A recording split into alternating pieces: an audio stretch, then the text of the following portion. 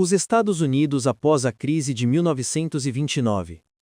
Dotados de grandes riquezas e de um aparelho produtivo altamente desenvolvido, os Estados Unidos elevaram-se no curso da guerra ao nível de potência imperialista dirigente do mundo.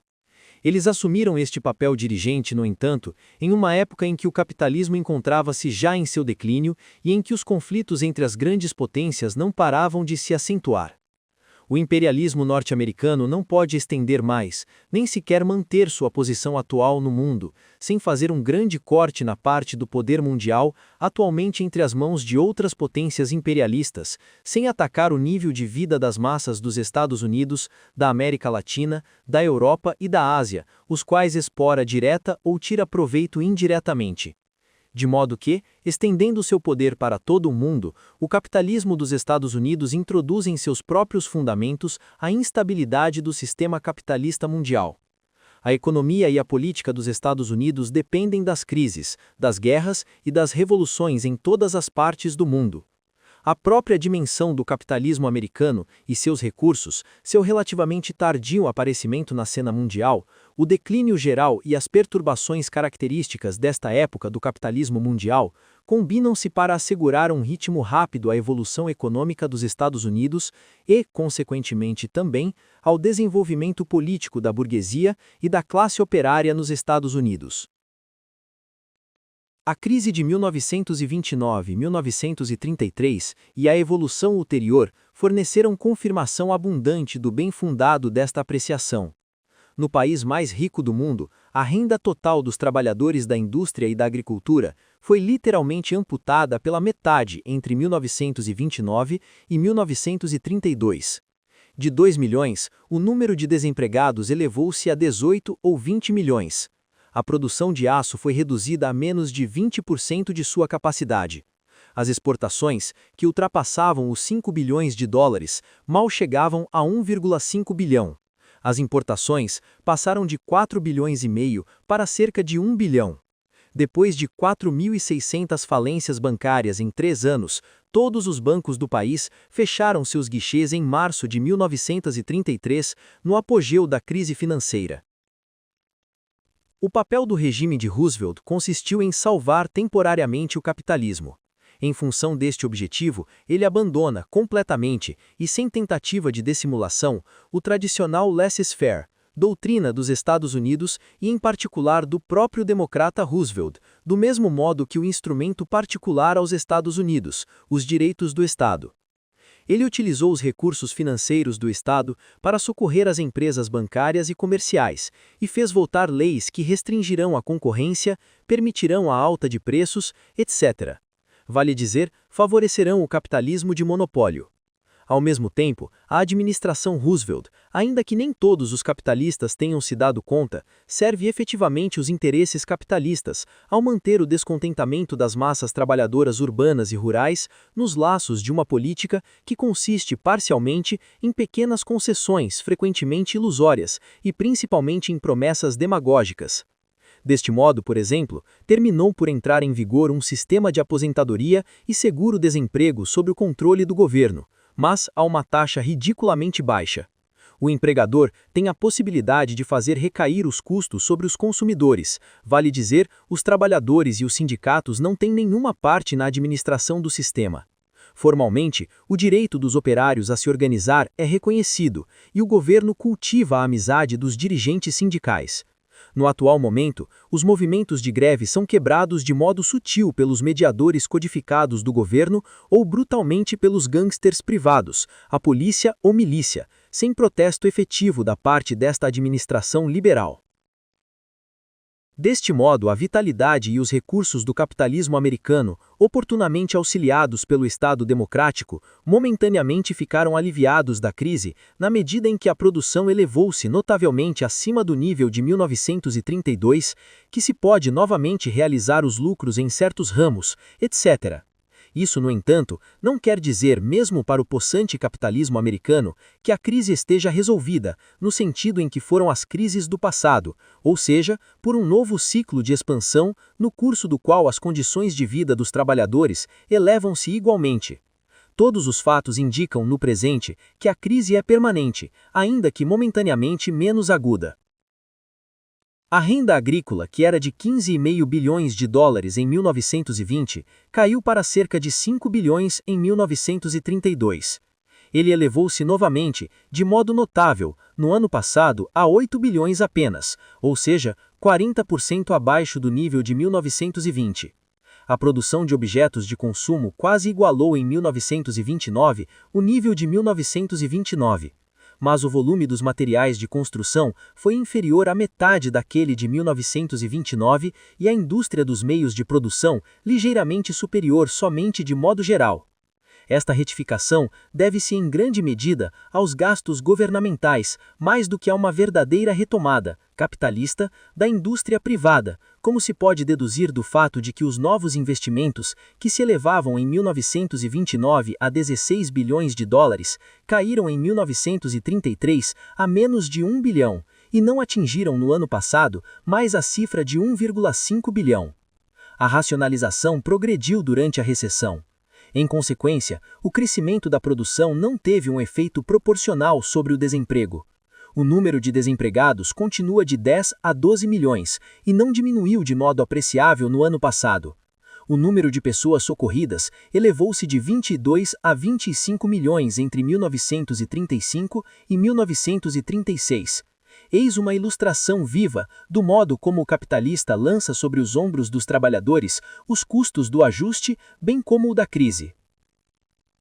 Outros aspectos da situação atual conduzem às mesmas conclusões. O comércio exterior permanece abaixo do nível de 1929. A dívida do governo federal fixou-se em 31 bilhões de dólares, crescendo 50% em 3 anos. A abundância de ouro, cujo estoque estava estabelecido em 4 bilhões em 1932 e em 10 bilhões hoje, continua a ser um obstáculo ao renascimento do comércio exterior, à estabilização da moeda, etc., e uma ameaça de inflação. A luta pelos mercados, particularmente na América Latina e na Ásia, contra a Grã-Bretanha e o Japão, intensifica-se. O capitalismo não vê manifestamente outra saída à semelhante impasse que o emprego da força contra as massas trabalhadoras de um lado, contra outros grupos de potências capitalistas de outro. Eis que se observa, ao mesmo tempo, um agravamento das leis repressivas e dos atentados às liberdades civis, mesmo que se possa sobretudo atribuí-los aos estados e municipalidades, deixando ao presidente nacional o privilégio de posar como liberal, e, sob a inspiração, desta vez de Roosevelt, gasto estatal anual de mais de 1 bilhão de dólares para a preparação militar e naval, uma soma muito superior a todas as dos períodos precedentes. No momento, estas despesas servem para estimular a retomada e permitirão brevemente ao capitalismo americano, na oportunidade de uma guerra, desfechar um golpe vigoroso em seus concorrentes. No momento mais profundo da crise, a classe operária americana ficou essencialmente passiva. Isto é resultado, de um lado, da violência objetiva dos golpes aos quais foi exposta depois de um longo período de prosperidade, e de outro lado, deste fator subjetivo que fez que, em razão de condições particulares do desenvolvimento americano, ela entra na crise com organizações pequenas e débeis, tanto no terreno político quanto econômico. A partir de 1933, no entanto, a história da classe operária norte-americana caracteriza-se por uma atividade e uma combatividade quase ininterruptas. Tentativas obstinadas e persistentes para se organizar, culminando frequentemente em lutas grevistas das mais heróicas, foram empreendidas pelos operários, inclusive aqueles das indústrias-chave, tais como a de aço, automóveis, borracha, empresas de serviços públicos e navegação, onde, no passado, o movimento sindical jamais pôde criar raízes. As greves dos últimos anos destacam-se como um poderoso impulso da solidariedade e da consciência de classe, englobando dezenas de milhares de operários pertencentes às diferentes indústrias e frequentemente também de frações das camadas intermediárias da pequena burguesia, que sustentaram a luta física dos operários grevistas contra os fura-greves de gangsters privados, da polícia e até mesmo da milícia. Os efeitos desta nova etapa do desenvolvimento do capitalismo norte-americano e da pressão das massas refletem-se na polêmica que se verifica atualmente na American Federation of Labor, a mais profunda e mais encarniçada polêmica de toda a história desta instituição conservadora. Os dirigentes de alguns dos grandes sindicatos filiados, como John L. Lewis, dos mineiros, atacam de frente a política tradicional dos sindicatos de ofício da federação e exigem que seja atribuído aos trabalhadores das indústrias de produção de massa o direito de organizarem-se nos sindicatos de indústria e que sejam convidados a isto. Ao interior da AFL, constituíram um comitê para a organização de sindicatos de indústria, CIO, a fim de auxiliar os operários das indústrias mais importantes a se organizar sob a base da indústria. Recusaram-se a satisfazer a exigência da executiva da AFL de dissolver o CIO e estão no momento envolvidos nos preparativos para uma campanha de organização na indústria pesada. Não pode haver dúvida de que um vasto movimento de organização e de greve em uma indústria-chave não possa ser considerado hoje nos Estados Unidos como uma questão puramente sindical. Ela conduz necessariamente a um conflito com a classe burguesa em seu conjunto e com o aparelho governamental, o que implica em consequências sociais as mais profundas. Ainda que o número de filiados aos sindicatos tenha aumentado cerca de 1 milhão depois de 1932, os operários das indústrias-chave permanecem desorganizados em sua maioria. Todas as vagas de organização nestas indústrias foram quebradas pela colaboração dos patrões, dos organismos de arbitragem dos Estados Unidos e dos burocratas traidores dos sindicatos, frequentemente antes que se tivesse atingido o ponto culminante de uma greve. Mas o mais importante é que as traições não tenham diminuído a vontade dos operários de se organizar nem a sua combatividade. Ali, onde, por outro lado, as débeis forças dos revolucionários marxistas foram capazes de participar destas lutas, os operários seguiram sua liderança e riram-se das tentativas da burocracia sindical de colocá-los em guarda contra o perigo vermelho. A política de traição dos stalinistas é a razão essencial da ausência de um verdadeiro partido revolucionário capaz de dar aos operários a direção à qual aspiram mais e mais e quebrar as posições da burocracia sindical orientada no sentido de colaboração entre as classes. Em violenta reação contra os exageros aventureiros do terceiro período, o PC stalinista dos Estados Unidos leva adiante hoje uma política grosseiramente oportunista. Não apenas apoia sem crítica os burocratas sindicais progressistas, mas frequentemente colabora com os elementos mais reacionários nos sindicatos. Consagra um essencial de suas forças ao apoio de um movimento reformista deste Farmer Labor Party, versão americana do Front Popular, e inaugura até mesmo uma colaboração duvidosa com tais políticos dos partidos capitalistas que se deem em ares de progressistas e estão prontos pelos seus próprios objetivos a entrar em um Farmer Labor Party se este partido adquirir uma força real. Mesmo que nas eleições presidenciais, o PC dos Estados Unidos apresente seus próprios candidatos e mantenha assim a ilusão de uma autonomia e a fraseologia revolucionária, na realidade, por seu apoio aos dirigentes sindicais que querem atrair os operários ao lado de Roosevelt e por seus ataques contra o Partido Republicano enquanto única verdadeira e direta agência do fascismo e da guerra, etc., ajuda Roosevelt, que, sob a cobertura de um liberalismo demagógico, na acepção particular americana e um pouco confusa do termo, constitui-se no agente do imperialismo americano e de seus gigantescos preparativos de guerra. O Partido Socialista Americano não conta com mais de 16 mil membros, cerca da metade dos efetivos do PC dos Estados Unidos, ainda que tenha obtido nas eleições muitos mais votos que este último. Durante vários anos, este partido foi dominado pela velha guarda ultradireitista de Hugh Kitch e de seus sucessores. No entanto, a crise levou ao PS elementos jovens cheios de promessa e, com eles, novas tendências desenvolveram-se, causadas tanto pelas condições dos Estados Unidos, como pela observação das derrotas da classe operária na Alemanha, Áustria, etc., sobre as antigas internacionais. Foi deste modo que começou um processo de diferenciação e uma luta interna no PS que não encontrou ainda sua expressão política clara e definitiva.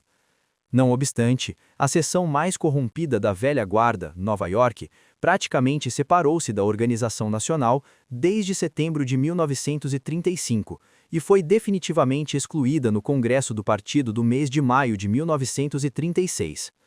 A cisão transformou em um sentido positivo as relações de força no interior do PS e abriu, segundo a apreciação do Socialist Workers' Party dos Estados Unidos, importantes possibilidades de construção de um partido da Revolução Social.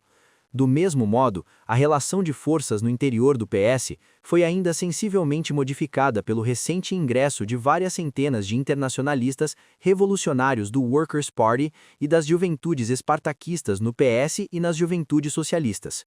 O Workers' Party, por outro lado, resultou da fusão efetuada em dezembro de 1934 entre a antiga Liga Comunista da América e dos elementos sindicais revolucionários do antigo American Workers' Party, que igualmente adquiriram uma posição marxista internacionalista. Resta saber quais serão os resultados deste curso e como será o desenvolvimento ulterior do Partido Socialista. Desnecessário dizer que os membros do antigo Workers' Party, que ingressaram no PS e que se submetem à disciplina deste partido, declararam clara e precisamente que mantém firme e irredutivelmente suas tradições e princípios. A crise do capitalismo americano continua, a despeito de uma conjuntura mais ou menos favorável, tornar-se-á novamente incandescente.